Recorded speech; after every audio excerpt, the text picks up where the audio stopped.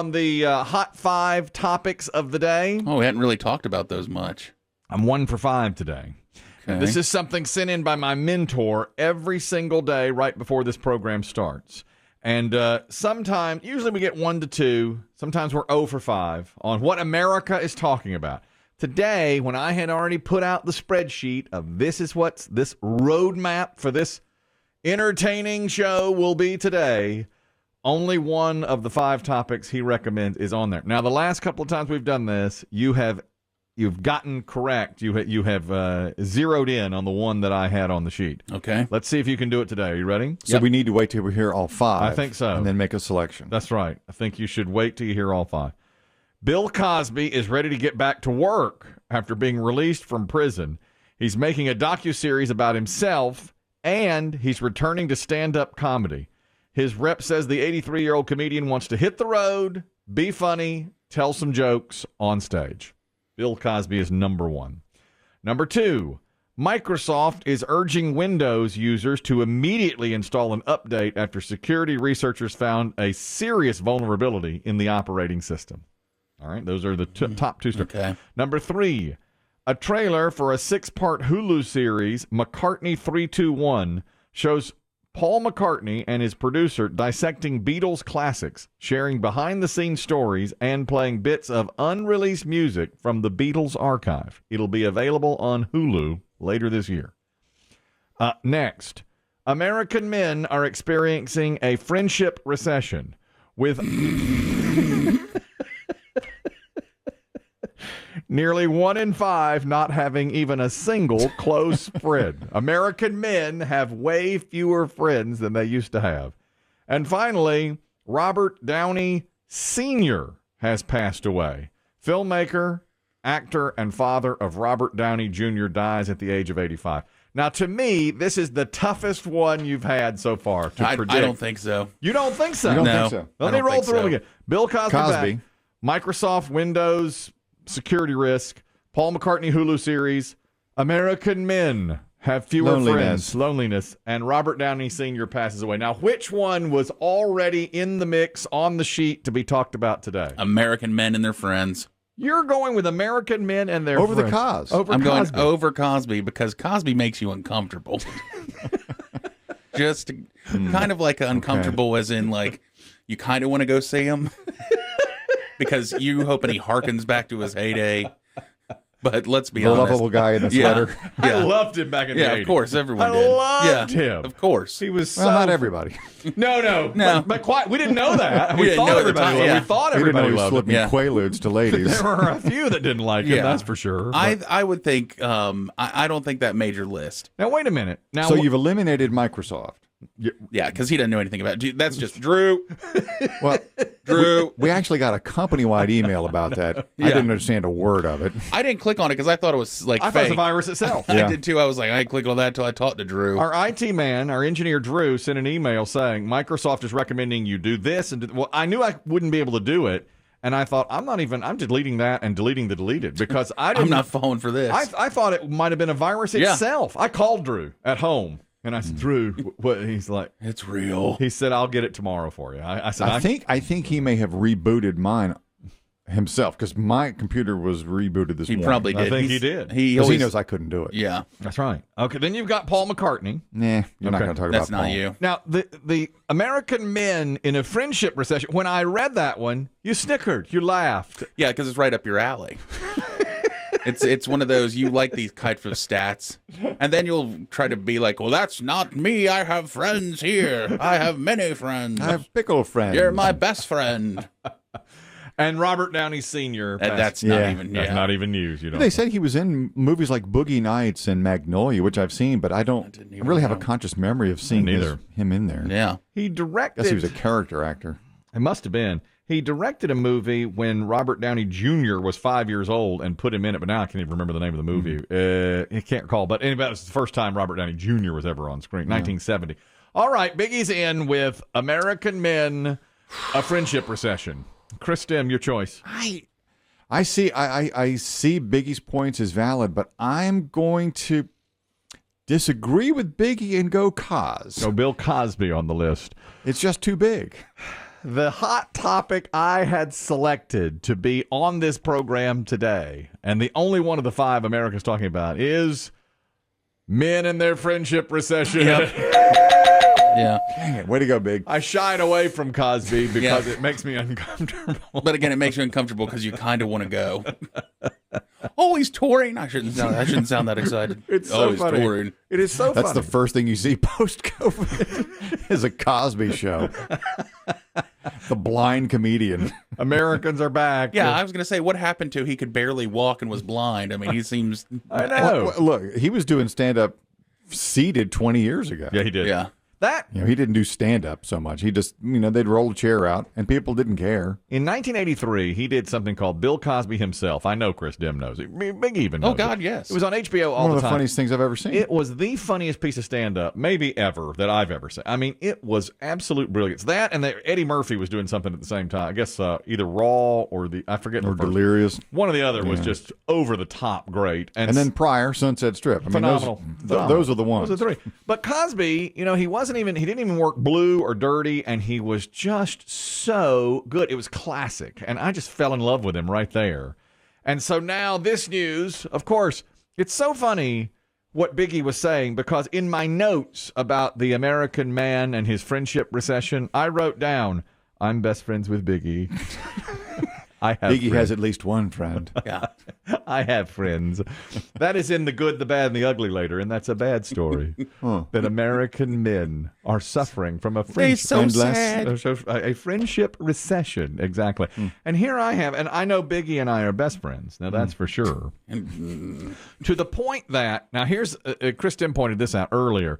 Biggie has to leave a bit early today because we're all concerned about his health. He's been to the doctor a few times. He has some tightness in his abdomen. He's short of breath. But we need to get some real test results. That's right. So far, everything's just been sort of exams. That's right. Yeah. So Biggie today thinks he's hoping to get some answers.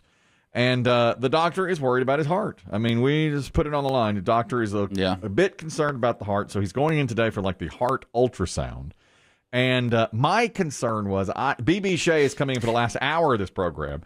And I said to Biggie, you got BB Shea ready to go for tomorrow in case they whip you off to the hospital, And Biggie said, I never even considered that. Could they send me right to the hospital? Yeah. And they could. It's like, you see sometimes where guys go in, now you're not having this test, but they go in and they walk on that treadmill, and the doctor says, we have to get you to the hospital right now. You're getting ready to have a heart attack. And I said, It does happen. Yeah. Is it possible the doctor could say, you're getting ready to have a heart attack? Biggie said, I never considered it. Chris Demm said, I did. Chris Demm also considered that I've had a heart attack. And Entirely I don't know possible. Oh, my God. And I didn't even think about that. Have I had the heart attack? And I've just been going on like normal. I hope you have. I hope I you don't. have. Did they send you to the hospital still for that, or do I just yeah, like? yeah. Do I they think still? so. If you've had a heart attack, it's so mild, you're still walking and talking. Yeah. And I think they go and clear out your arteries, and put the stent in, and say, okay, you're lucky you've dodged a bullet. That's my hope for you, is that you've had a heart attack. It's rare a best friend says that to another. It is on Friendship Day. Is it any Friend wonder? Recession Day. Is it any wonder we men are in a friend recession? Oh. Yeah, so I didn't even think about that. I'm so worried about you. I don't know what to do. I'm off my game this week, and I think that's it. I Yeah, think that's the I'm reason. sure that's it. I've Are you had sure that's it? I've had problems all week, and I think that's the reason. Because You did tell BB Shea to set an alarm early tomorrow. Yeah. I said have BB Shea warming in the bullpen. Chris Tim said, make him hot. ready. Go ahead. Get him throwing full gas.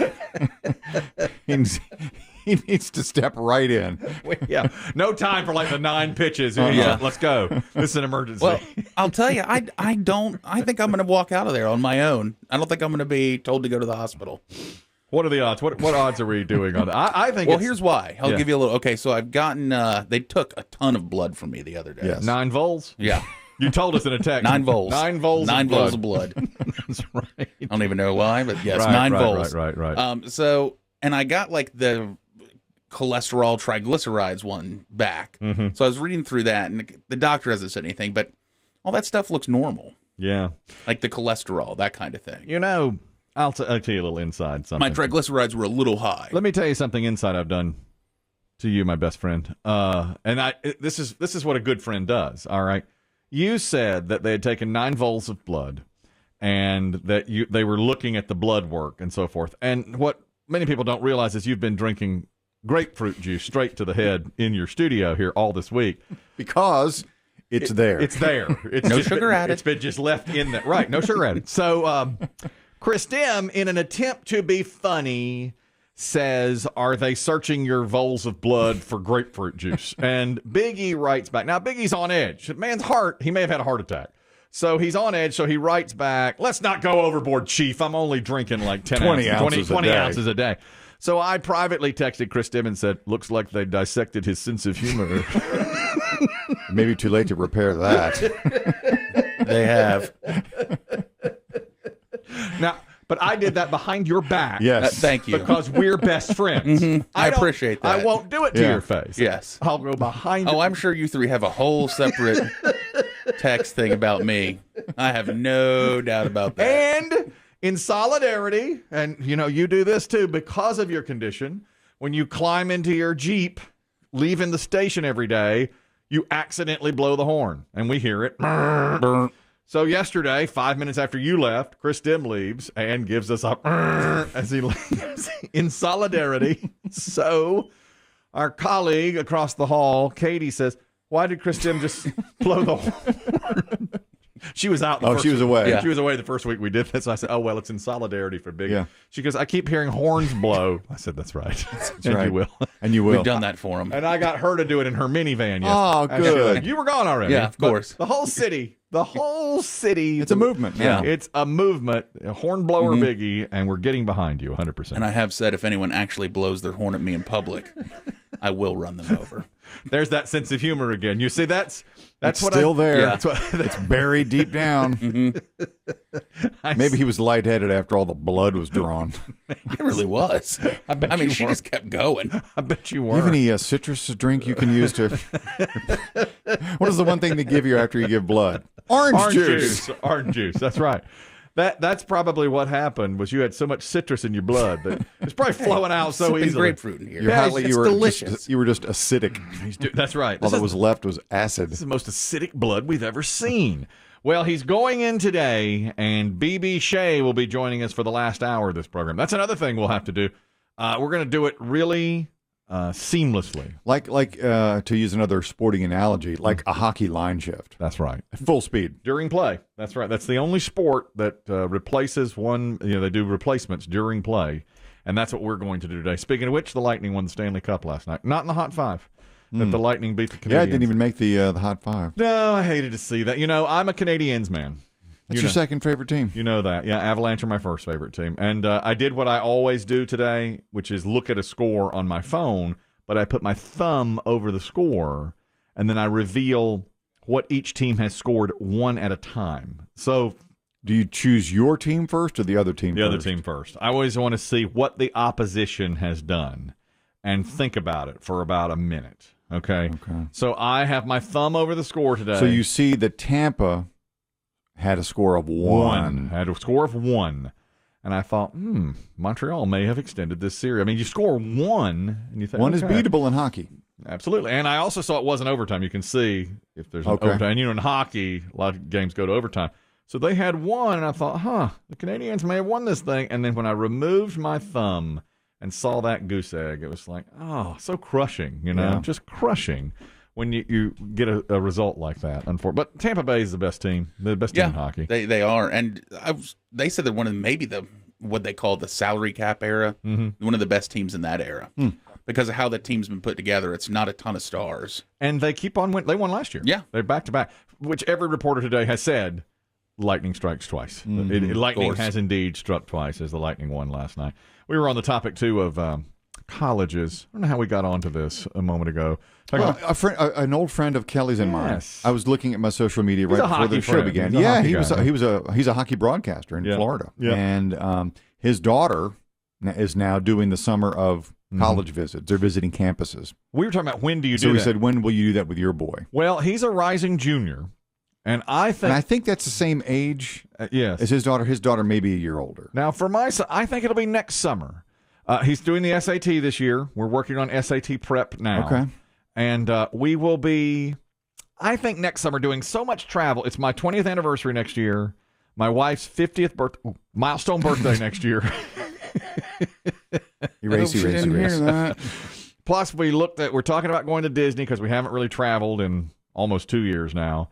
And my son will be on a college tour. But Biggie said, man, you'll be all over the place. And I said, well, the college tour may be more localized than you'd think. I think as far-ranging as Penn State, Michigan, Cal. I don't think we're going to be doing all those. We're going to skip the Ivy League. Okay. We're going to skip. You're going to keep it mostly in state. I'd say in state. Okay. I think East Carolina will be a spot that we that'll take anybody. It's one of the things the guidance counselors in school, they know. They'll tell you privately. They won't admit it in an assembly or anything. Right. But privately, they'll tell you. You can probably get into EZU. Well, plus, your son is a social animal. Absolutely. And he would love it there. Oh, in East Carolina? Yeah. Yeah. Yeah, but I knew, it had the rep when I was in, looking at schools of a lot of people came back after a year. They do. It's party school. It is, yeah. They can't take the partying part. Yeah. Oh. They get sucked into it and then they come back. I see. There's a few other. UNCW is one that's on our list. Okay. Appalachian State is on it, but that's aiming high. Appalachian. What, UNCP? Pembroke. UNCP. Pembroke. There's that one. Mm-hmm. There's Will you take him to your favorite school? UNC Chapel Hill. Get a picture by the well. Yeah, if he wants to spend money and visit, will you do it? Because a visit is going to cost money. Yeah, I don't know. That's going to be pricey. That's a little bit unrealistic for us at this point. For a picture by the well, maybe. And you could buy some gear at the store. Right. Get some fresh that shirt you got. Yeah, maybe you can line it up with a game. Maybe. I feel like tickets will be pretty easy to get next year. I think so, too. Maybe I could do something. Yeah, it's possible, I guess. That reminds me, there's a football game coming up here Labor Day weekend, and our sales manager took me aside the other day and said, is there any way, would you like to go? And I said, let me stop you right there. I don't like to go anywhere. I wouldn't. I don't. How would you like to go? Stop. I said, stop talking. I don't want to go. He goes, you don't even know the offer yet. It's for a football game. I said, I don't care. I don't care who's playing. I don't want to go. I've just decided I don't want to go anywhere. Mm-hmm. And he just sort of chuckled and said, no, seriously. And I said, no. I am serious. I said, if you want me to go and you need me to go, I will go. But I don't want to go to any. But you have to tell me I have to mandatorily go. I cannot miss. Mm-hmm. Otherwise, I don't. Contractually obligated. Right. I do not want to go. So my son and I and the whole family, I guess, will be traveling around touring colleges next year. But I don't know that it'll be, as you say, like nationwide. I think I don't think we'll be doing. Stanford is probably out. We let him go one state different, like either south or north. No. I think we'll just stay right here. Let's just stay. Let's say he says College of Charleston. No. I think he can get just as nice good. Weekend in Charleston. Yeah, it's a great place to spend a weekend. And then Chris Dibb said, what if he gets into Duke? Would I don? Oh, would you put on the dark blue of your rival? I can safely say I would, because I know there's the hand of God reached. That's something. Yeah. And admitted him. I'd sell my soul to the Dukies.